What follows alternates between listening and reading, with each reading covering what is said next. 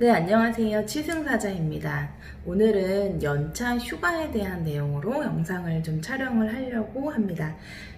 사실 원장님들도 그렇고 특히 직원들도 되게 궁금해 하거든요. 그 연차가 도대체 어떻게 측정이 되는지, 그리고 저희한테 어떻게 연차를 이렇게 제공을 해줄 수 있는지 이런 것들 되게 궁금해 하시는데, 사실 연차 휴가를 알려면 근로기준법부터 사실 알고 가시는 게 가장 좋겠죠.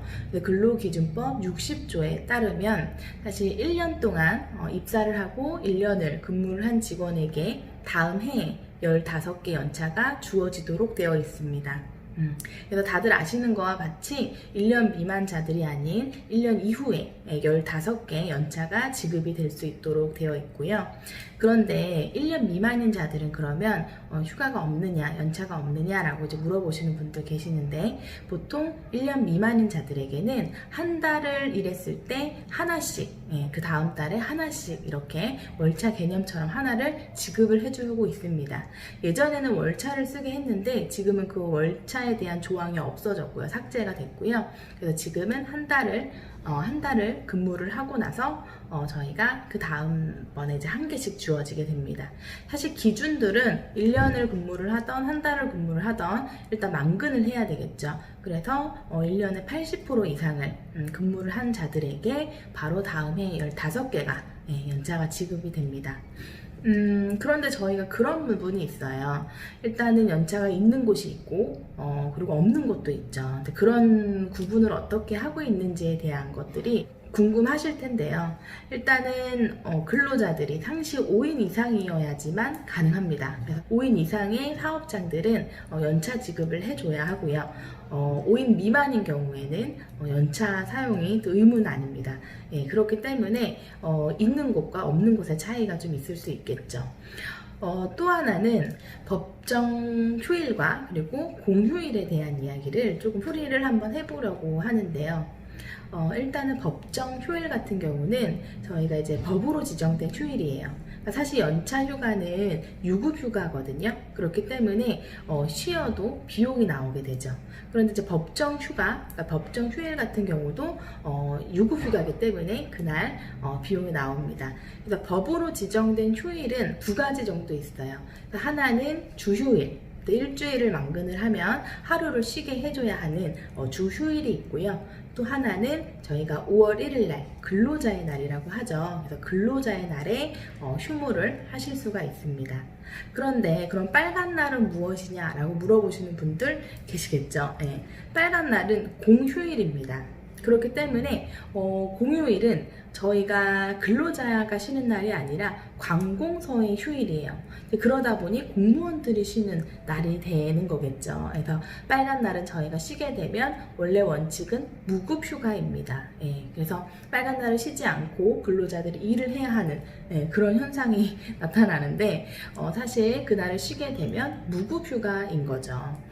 그러다 보니 연차가 이제 없으신 분들도 있고, 그리고 연차가 있는 것도 있고, 이렇게 나눠지게 되는데, 사실 그 공휴일에 저희가 휴가를 사용을 하게 되면 무급 휴가이기 때문에 저희가 대체를 할 수가 있어요. 그러니까 연차가 15개가 생기면 그 빨간 날에 대체를 하는 거죠. 근데 그런 경우에는 사용자들이, 그러니까 이제 원장님들이 저희 근로자 대표와 이제 서면으로 합의서를 작성을 해주셔야지만 가능합니다. 그래서 아마 그런 곳이 있기 때문에 연차가 적을 수도 있고요. 왜냐면 저희가 아무래도 공휴일에 이제 관공서 휴일에 저희가 쉬다 보니까 그걸 연차로 대체를 해서 나머지를 주는 경우들이 있겠죠. 근데 사실 이제 이런 부분들은 2020년도 1월부터는 300인 이상 기업들은 이제 공휴일에도 쉬고, 그리고 저희가 연차도 지급을 해야 하는 이제 그렇게 법이 바뀌고 있고요. 그리고 2021년도에는 30인 이상 기업에서 이제 또 진행이 될 예정이고요. 그리고 2022년도에는 이제 5인 이상 그 사업장에서 그렇게 진행이 될 예정입니다.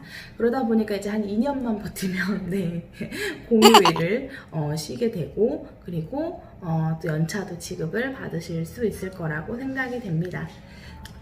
우선 일단 법이 바뀌는 것은 5인 미만은 아직 없는 걸로 제가 알고 있어요. 그래도 아쉽긴 하지만요.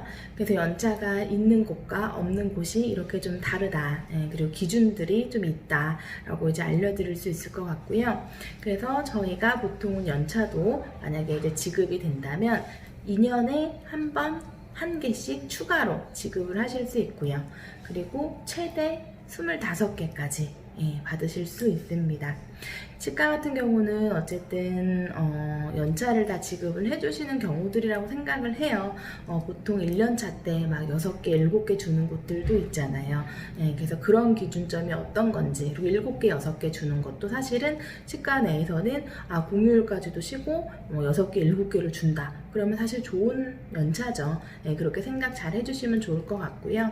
그리고 이제 여름 휴가에 대한 부분을 말씀을 해주셨는데, 여름 휴가 같은 경우는 근로기준법 안에 없습니다. 그래서 따로 지급이 되는 것이 아니라 보통은 여름 휴가도 연차에서 이제 차감이 되는 방식인데, 보통 치과에서는 그냥 이제 여름 휴가라고 이제 며칠씩 주게 되죠.